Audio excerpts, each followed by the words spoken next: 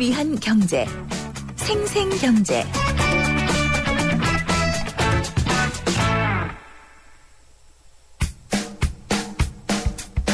아하 경제와 함께하는 한뼘 경제. 경제 상식과 재미를 매일 한 뼘씩 키워드리는 시간. 오늘의 주제, 금융기관의 종류와 하는 일은 뭘까요? 은행 가운데 중앙은행인 한국은행은 물가를 안정시켜서 경제가 건전하게 성장할 수 있도록 돈의 양과 흐름을 알맞게 조절하고요. 화폐를 발행하고 은행의 은행, 정부의 은행 역할도 하고 있답니다. 사기업인 은행은 크게 일반은행과 특수은행으로 나뉘는데요. 일반은행은 예금과 대출, 지급 결제가 주요 업무입니다. 특수은행은 정부가 특별한 목적으로 운용하는데요. KDB 산업은행, 한국수출입은행, 기업은행, 농협, 수협 등이 해당됩니다. 또 은행이 아니면서 은행과 비슷한 금융상품을 다루는 비은행 금융기관은 주로 기업을 상대로 예금과 대출 업무를 하는 종합금융회사, 서민과 소규모 기업에 금융 편의를 제공하는 저축은행, 조합원의 저축 편의 제공과 대출로 공동 이익을 추구하는 신용협동기구, 우체국 등이 있습니다. 그렇다면 금융기관의 이자율은 어떻게 정할까요? 예금 상품이나 대출 상품을 보면 금융기관마다 이자율이 조금씩 다릅니다. 우리나라는 법으로 이자율이 연 39%를 넘지 못하도록 규정하고 있죠. 금리는 기본적으로 자금의 수요와 공급이라는 시장 원리에 따라 결정됩니다. 한국은행은 달마다 금융통화위원회를 열고 국내외 경제 상황에 맞춰 금리를 결정합니다. 즉, 이 기준금리에 따라 통화량과 물가, 시중은행의 이자율이 달라지고 책정됩니다. 한국은행은 기준금리를 바탕으로 경제가 잘 돌아갈 수 있도록 조정합니다. 이자율을 낮춰 돈이 필요한 곳에 원활히 공급되도록 할 수 있고, 반대로 물가가 오르면 이자율을 높여서 물가를 통제할 수 있죠. 이런 이자율은 개인이든 기업이든 신용에 따라 달라지고요. 돈을 빌려주는 기간, 갚는 방식, 단리와 복리에 따라서도 달라진답니다. 네, YTN 생생경제 3부 한뼘 경제로 시작했습니다. 자, 저희 YTN 라디오 생생경제와 함께 하실 수 있는데요. 샵 0945, 우물정 0945, 50원의 유료 문자 이용하실 수 있습니다. 또 저희 YTN 라디오 애플리케이션 예스로 듣고 계시는 분들, 또 그 메시지 창으로 문자 주시면 되겠습니다. 자, YTN 생생경제 3부 시작하죠.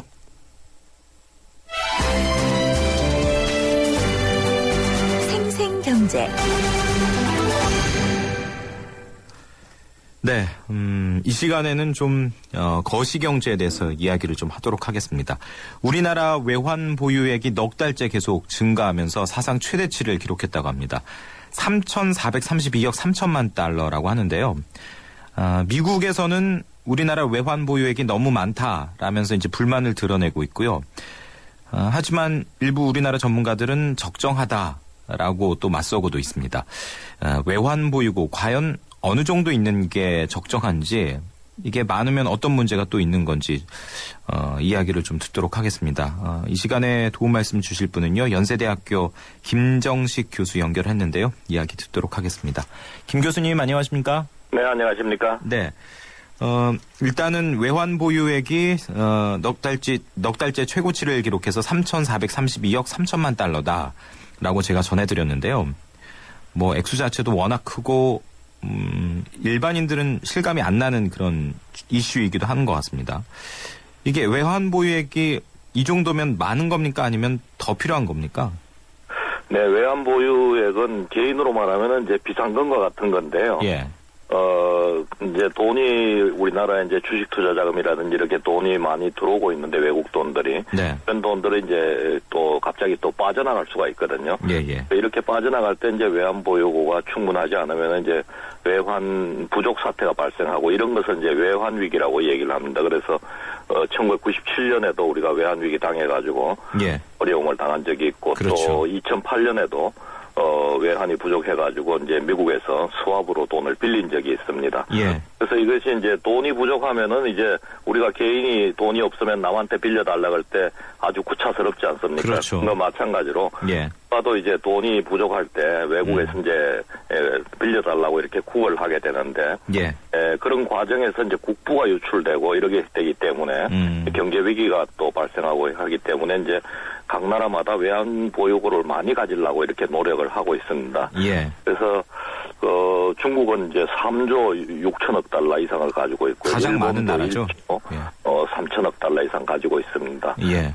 대만도 이제 4,100억 달러 가지고 있고요. 예. 우리나라가 이제 3,400억 달러는 그렇게 많은 수준은 아닙니다. 왜냐하면은 글로벌 금융위기 2008년 이후에 우리나라의 그 주식 투자 자금이 추가로 들어오는 자금만 해도 2,800억 달러가 되고요. 예. 우리 은행들이 그 외국에서 빌린 단기 외채만 해도 1,200억 달러가 됩니다. 그러니 예.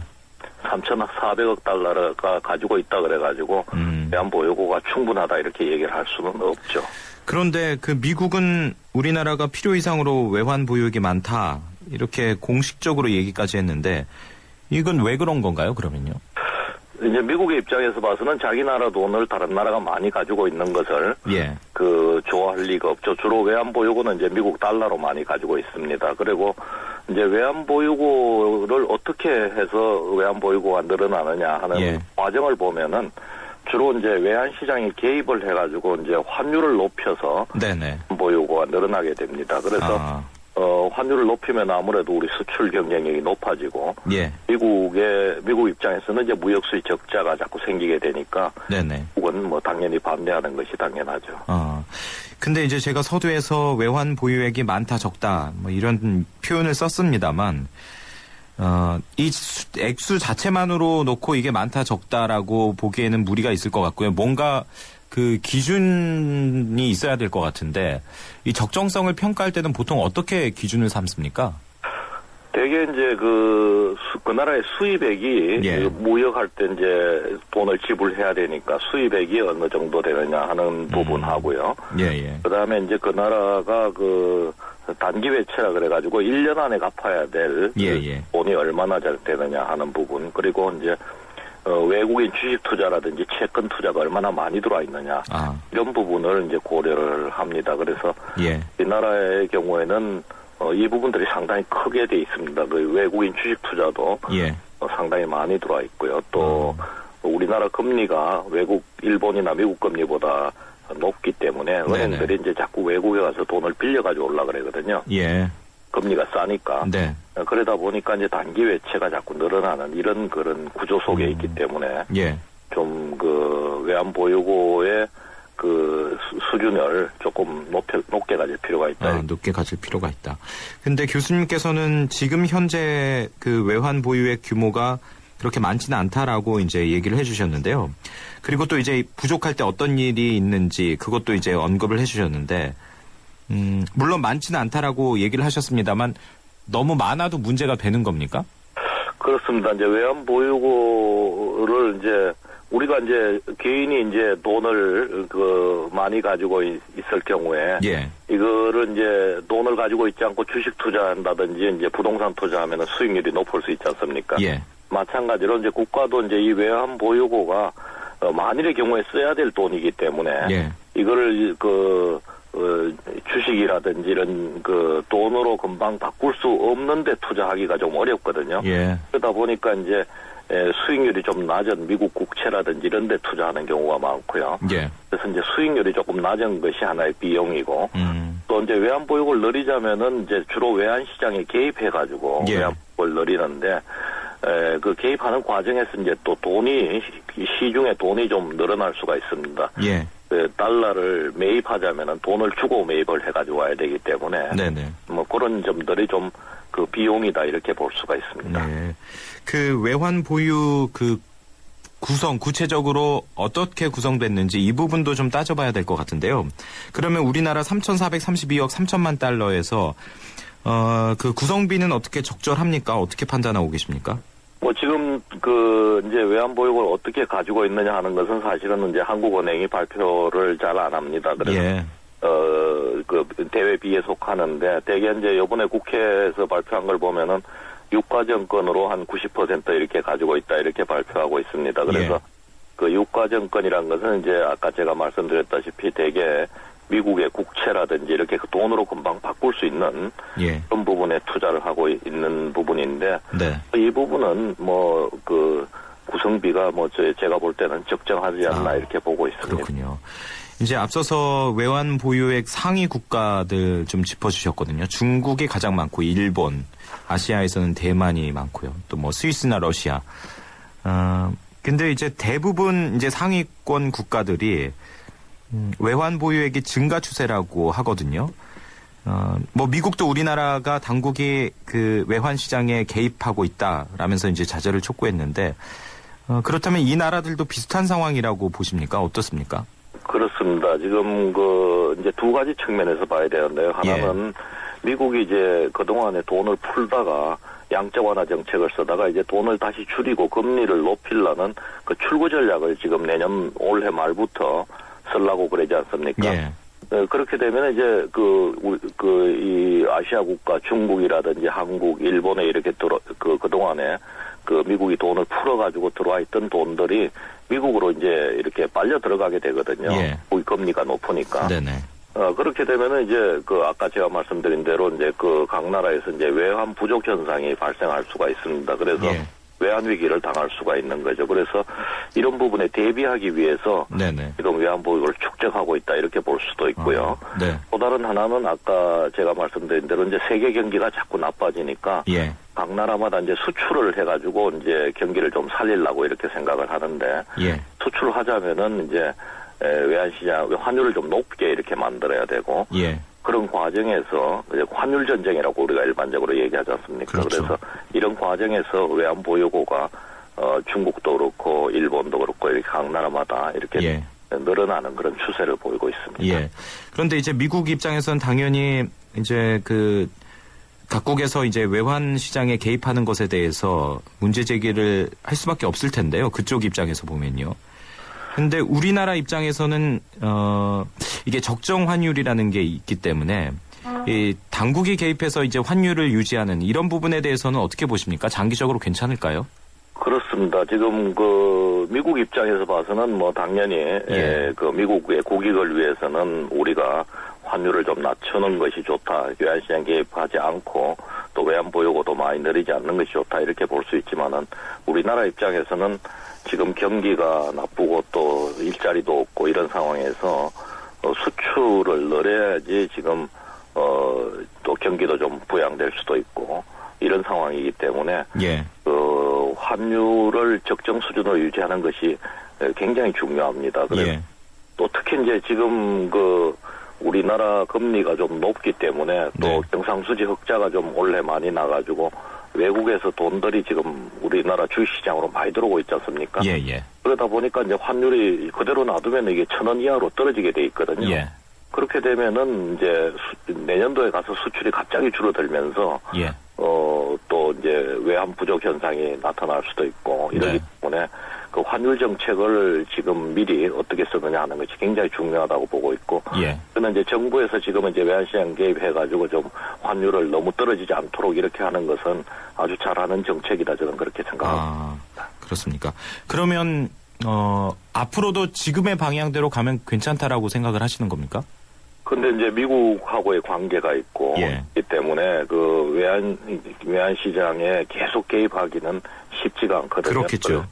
근데 이제 그 환율이 이제 점점 이렇게 떨어지는 추세로 갈 수밖에 없는데 이런 부분을 잘 앞으로 관리하는 것이 그 정책 과제가 아닌가 이렇게 생각합니다.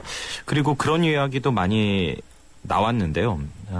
외환의 대부분은 우리들이 잘 알다시피 이제 달러를 많이 가지고 있습니다. 실제로 이제 미국과 거래도 많이 하고 또 기축통화니까요. 근데 이제 외환 보유액도 우리가 좀 다변화해야 된다. 이렇게 지적하는 전문가들도 있거든요.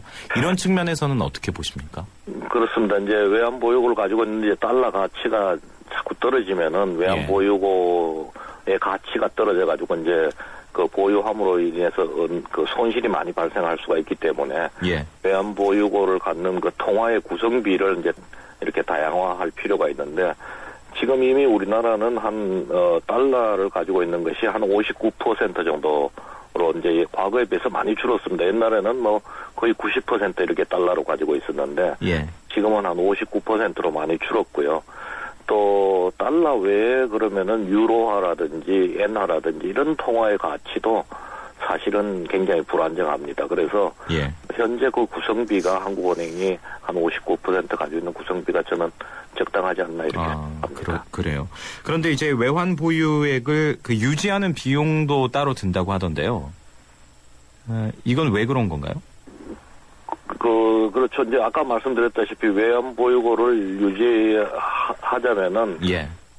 여러 가지 비용이 좀 있습니다. 그런데 예. 이제 비용하고 이제 외환 보유고를 가지고 있었을 때 얻는 이익하고 예. 비교해서 이제 이익이 크면 당연히 외환 보유고를 늘려야 되고 그렇게 되는데 그 비용 부분은 뭐 좀 아무래도 자꾸 줄여가도록 그런 노력을 해야 되겠죠. 예. 자, 끝으로 이제 사실 앞서서도 잠시 언급을 했습니다만 우리나라는 IMF를 겪었기 때문에 상당히 이제 외환의 보유액에 대해서 이제 민감한 것만은 사실인 것 같습니다. 그래서 이제 최근에 금융위기 때도 여러 나라와 통화 스와프를 맺는다던가 이런 대책들도 세우고 있는데요. 앞으로 안전한 외환 보유액 관리를 위해서 정부의 어떤 정책이나 방향 어떻게 조언을 하시겠습니까? 먼저 우리나라는 이제 대외 의존도가 높은 경제입니다. 그래서 수출이 우리 경제에서 큰 부분을 차지하고 있기 때문에 수출을 늘려가지고 그 다음에 그걸 통해서 이제 내수가 살아날 수 있는 이런 구조에 있습니다. 그래서 네. 수출이 굉장히 중요하고 이런 측면에서 보면은 환율이 이제 돈이 지금 주식시장에서 자꾸 많이 들어와가지고 환율이 이제 떨어지는 추세에 있는데, 예. 아까 말씀드린 대로 이제 환율이 너무 과도하게 떨어지지 않도록 적정 환율로 관리하는 그런 환율 정책을 쓰는 것이 굉장히 중요하고요. 예. 또 이제 출구 전략이 이제 내년도에 이제 더 심화될 걸로 이렇게 보기 때문에, 예. 그렇게 되면은 이제 다시 이제 들어온 돈이 또 갑자기 빠져나갈 수가 있습니다. 그래서 예. 이걸 막는 방법은 외환 보유고를 가지고 있는 방법밖에 다른 방법이 없거든요. 그래서 예. 외환 보유고도 이 기회에 조금 더 확충하는 것이 바람직하다 이렇게 볼 수가 있습니다. 예, 알겠습니다. 자, 오늘 말씀 여기까지 듣겠습니다. 고맙습니다. 네, 감사합니다. 네, 지금까지 연세대학교의 김정식 교수였습니다. 네, 3부 마무리도 같이 하는 시간이군요.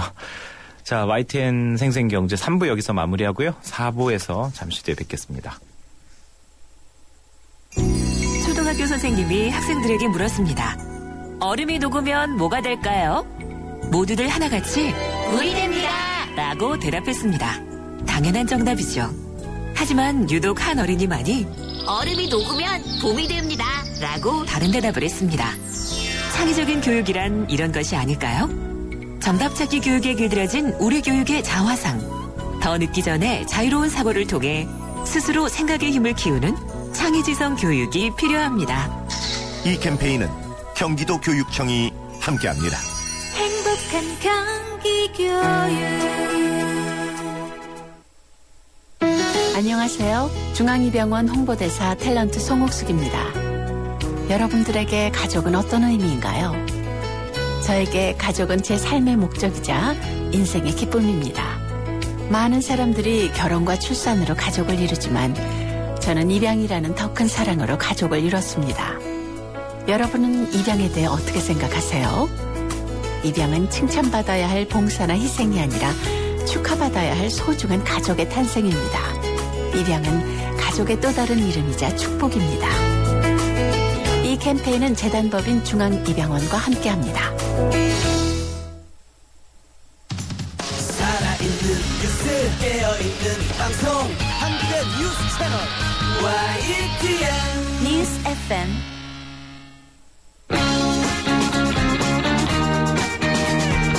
당신의 지갑은 안녕하십니까?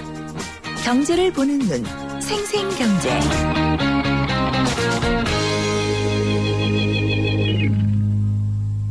네, YTN 생생경제 4부 시작합니다. 자, 이 시간 잠시 예고해드리겠습니다. 잠시 뒤에는 여러분들의 은퇴 이후의 삶을 도와드리는 은퇴 노하우, 은퇴 기술 준비되어 있고요. 또 오늘은 유재선 세무사와 함께 세금 문제 또 상담해 드리겠습니다. 궁금한 점 있으시면요. 미리 문자로 연락 주시기 바랍니다. 우물정 0945 50원의 유료 문자 이용하실 수 있고요. 또 저희 YTN 라디오 애플리케이션 ES 통해서도 문자 주시기 바랍니다. 자, 4부 광고 뒤에 시작하죠. 안녕하십니까. IBK 홍보대사 송혜입니다. IBK 기업은행은 대한민국 국민 모두가 거래할 수 있는 은행입니다. 국민 여러분, 기업은행에 예금하면 기업을 살립니다. 그리고 기업이 살아야 일자리가 늘어납니다. 참 좋은 은행, IBK 기업은행. 가슴이 잡는 박근영 백일섭입니다. 내가 회장 전문 배우라고 펑펑 쓸 것 같지? 나도 보통 사람이랑 똑같아. 가슴이 많이 나오면 무지 열받거든.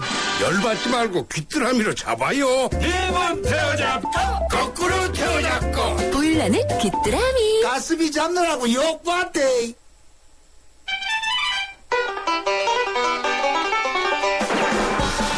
생생 재테크 정보 듣다 보면 어느새 터득되는 재테크 가이드.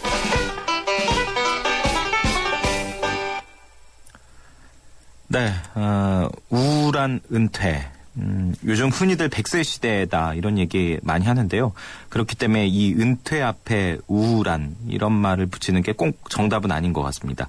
우리가 어떻게 설계하고 계획하느냐에 따라서 그야말로 인생의 황금기를 보낼 수 있는 그런 시간을 맞이할 수도 있을 것 같은데요.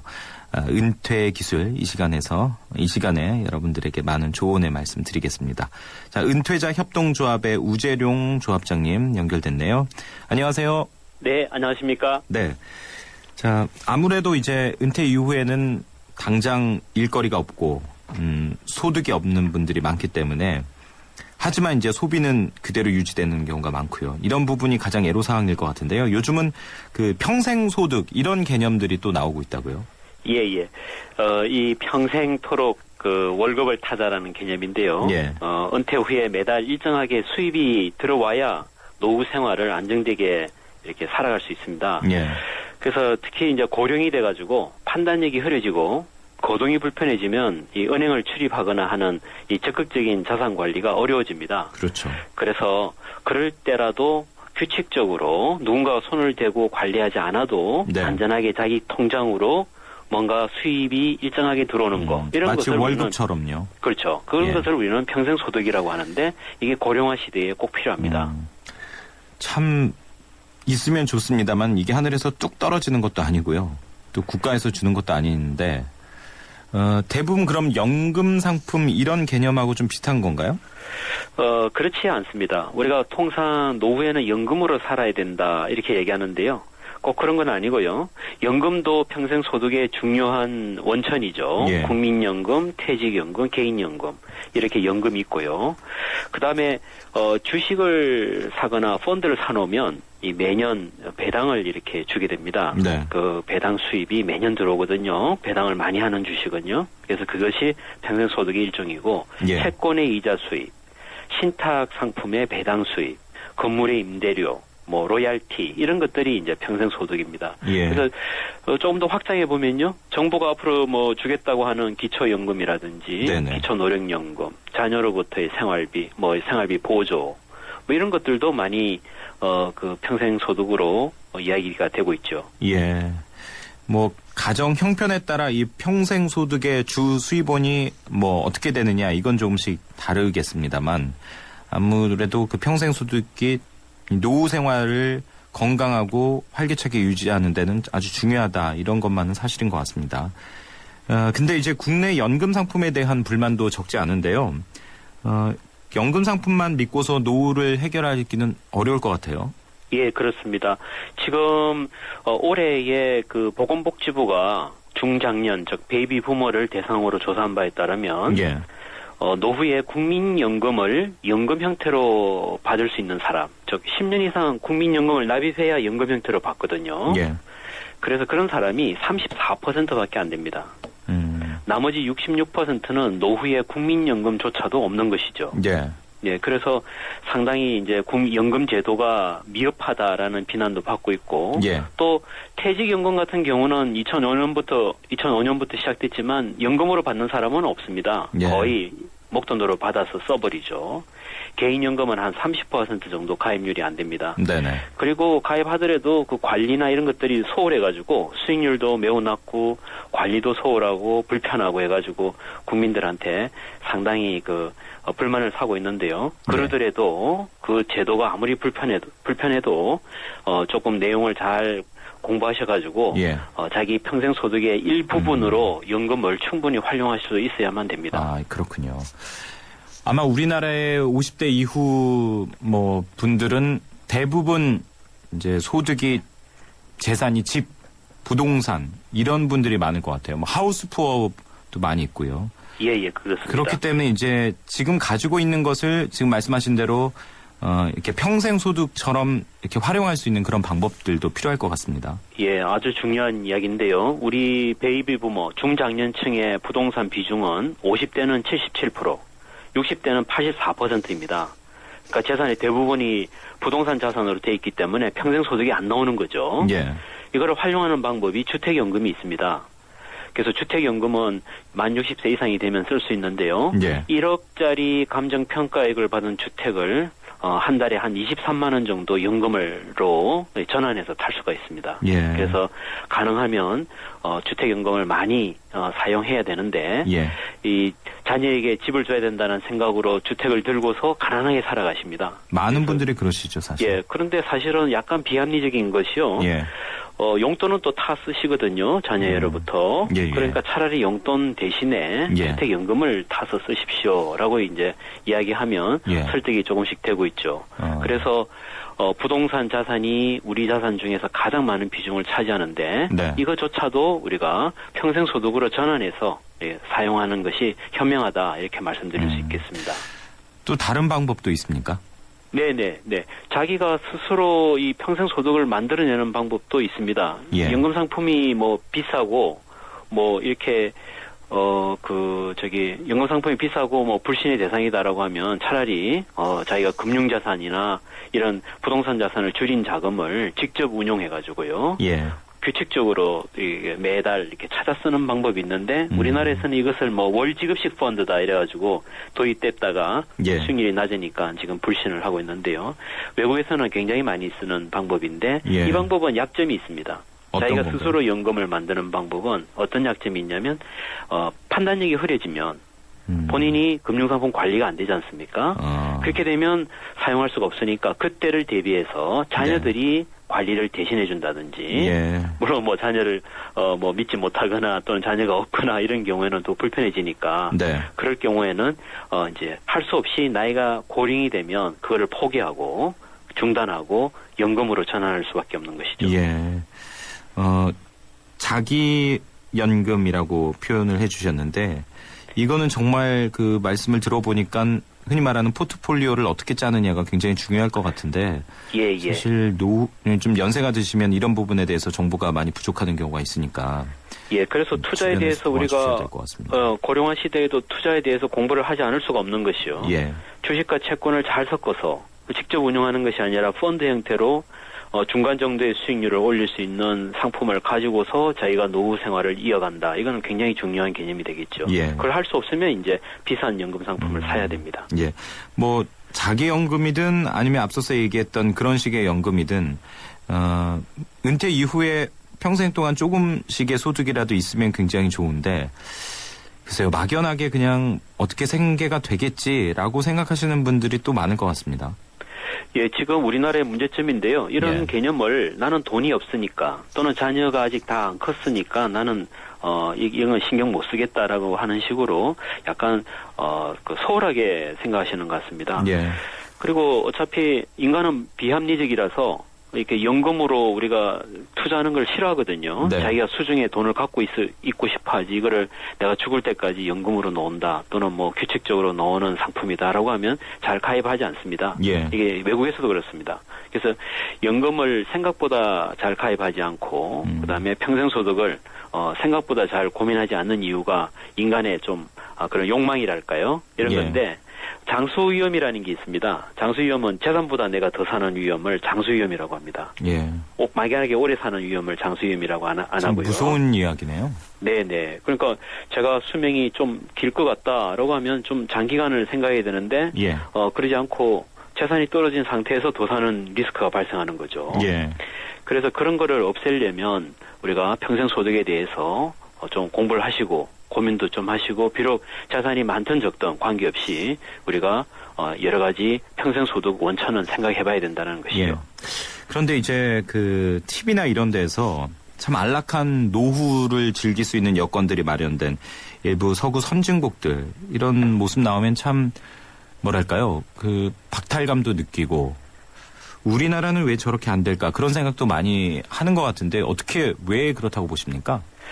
역시 이제 평생 소득인데요. 이 노후 생활이 안락해지려면 아무래도 규칙적인 소득원이 있어야 되는데 예. 국민연금, 퇴직연금, 개인연금이 이제 막 도입됐고요. 예.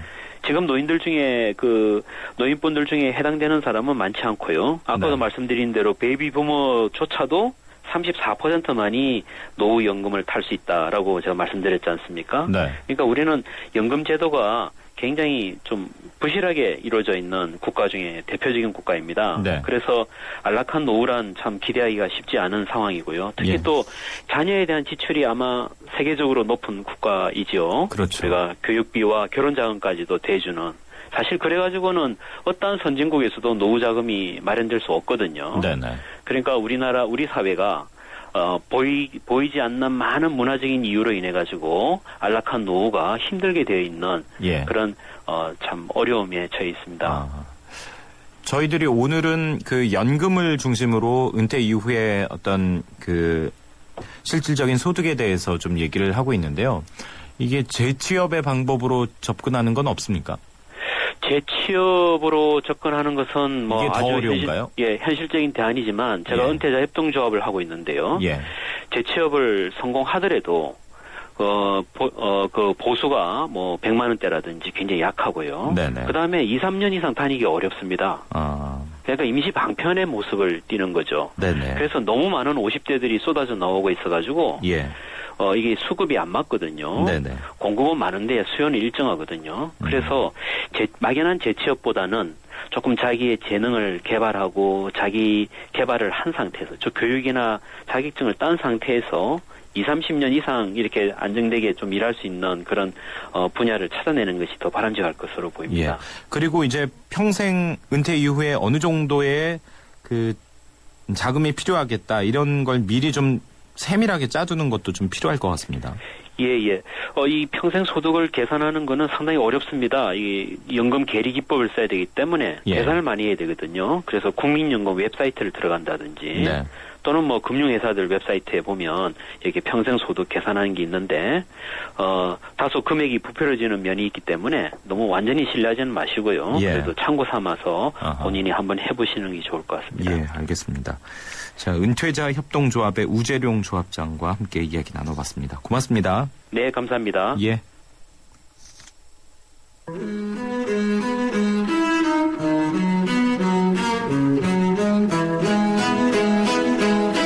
생생경제 금요기획. 이번 주 금요일은 미래를 예언할 순 없지만 예측할 순 있다. 미래학자 최윤식 원장을 모시고 대한민국이 제2의 IMF를 거쳐 잃어버린 10년으로 갈 것이라 예측하는 이유와 글로벌 경제 어디로 갈 것인지 대담한 미래 전망을 들어봅니다.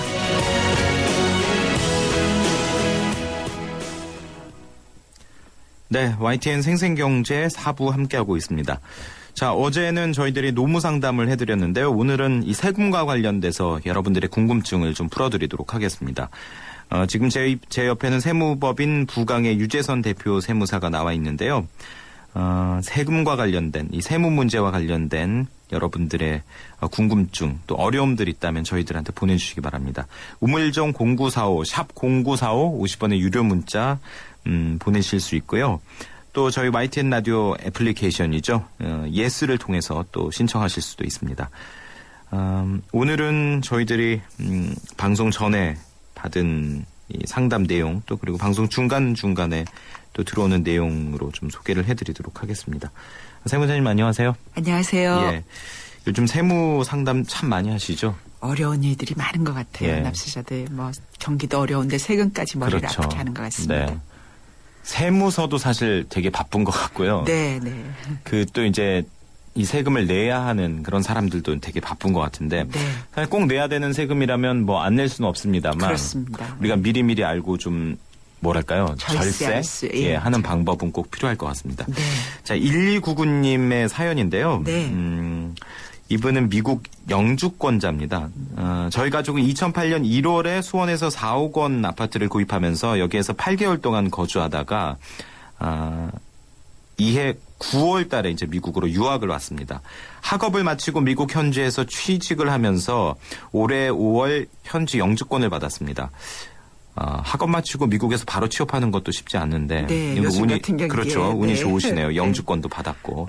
근데 이제 이분의 고민은 저희가 거주하는 수원의 아파트를 처분하려고 하는데 가격이 약간 올라서 5억 2천만 원 정도입니다. 이 부동산을 처분하게 되면 양도소득세는 어떻게 되나요? 그러니까 4억 원에 구입했던 게 5억 2천만 원에 처분을 하는데 아무래도 이제 비과세 대상이 되는지 이 부분 궁금해하시는 것 같네요. 네, 우리가 거주자일 경우 우리나라에 주소나 1년 이상의 거소를 두고 있으면 예. 2년 이상 집이 한 채면 1세대 주택 비과세를 받지 않습니까? 그렇죠. 근데 이분은 이제 비거주자예요. 예. 외국에 나가셨고 영주권을 획득하셨는데 이런 경우 우리가 해외이주법에 의해서 전세대원이 출국을 하시게 되면은 네.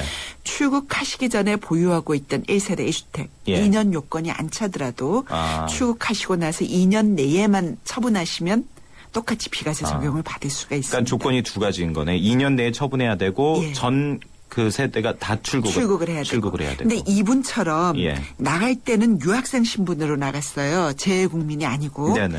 그런데 이제 나가 계신 동안 지금 2008년에 나가셨으면 올해 한 5년 넘으셨는데 예. 올해 5월에 영주권을 받으셨네요. 그죠? 그렇죠. 이럴 경우는 이렇게 영주권이나 뭐 그와 비슷한 장기 체류 자격 예. 그거를 획득한 날이 이제 해외 출국 일자로 봅니다. 정리를 하자면 네. 이분처럼 그 해외 이주법상 현지 이주를 하시게 되면 네. 한국을 떠난 날이 아니고 영주권이나 그 밖에 장기 체류 그 허가를 받은 날이 예. 출국일이 되어서 그로부터 2년간 유예 기간을 줍니다. 그럼 이분은 올해 5월 달에 영주권을 받으셨으니까 해당되는 거군요. 네. 예. 올해 5월부터 2년이 되는 때 2015년 5월까지 수원에 살고 계시던 집을 처분하시면 우리나라 거주자와 똑같이 비과세 혜택을 받으실 수가 있겠습니다. 그렇군요. 네, 두 가지 사실을 기억하시면 될 것 같아요. 아예 이민을 가시면 네. 이민 날로부터 2년 이내. 네. 그렇지 않고 이분처럼 유학이나 관광 가셨다가 눌러앉게 되는 경우는 네. 그 영주권을 취득한 날로부터 2년 이내. 그 기간 내에 살고 있던 집을 처분하시게 되면 우리나라 국민과 똑같이 예. 1세대 1주택 비과세 혜택을 받을 수 그렇군요. 있겠습니다. 알겠습니다. 1299님의 사연이었고요. 네. 자, 7756님은요. 양평에서 사과 농사를 지어서 과일 도매상에게 팔아왔습니다. 올해 들어서 건강이 좋지 않아서 과수원을 처분하려고 하는데요. 농지의 경우 8년 이상 농사를 지으면 이 자격농으로 감면을 받을 수 있다는데 저는 임야를 개간해서 이제 과수원을 만든 지라 사과 농사를 지은 지 10년은 됐습니다만 이게 농지원부가 없습니다. 제가 농사 지은 사실을 이웃과 제가 거래를 했던 과일 도매상에게는 확인받을 수 있는데요. 인후보증서를 제출하면 이럴 경우는 인정받을 수 있습니까? 라고 물어보셨네요. 어떤가요? 네.